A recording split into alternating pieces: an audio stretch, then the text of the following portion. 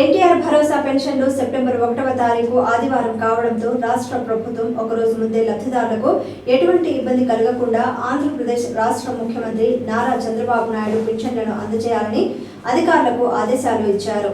ఇందులో భాగంగా Rampachodavaram ITDA PO కట్ట సింహాచలం అడ్డతీగల మండలం వేటమామిడి సచివాలయాన్ని ఆకస్మిక తనిఖీ చేశారు. సచివాలయ పరిధిలో స్వయంగా కొన్ని పెన్షన్ పంపిణీ చేశారు. ఈ కార్యక్రమంలో ఎంపీడీఓ రంగారావు మరియు కూటమి నాయకులు, సచివాలయ సిబ్బంది పాల్గొన్నారు.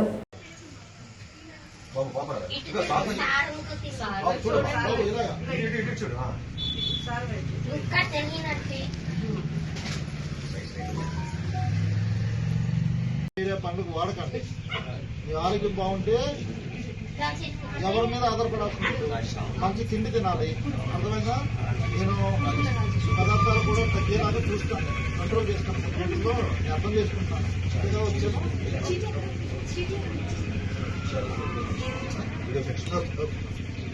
అమ్మా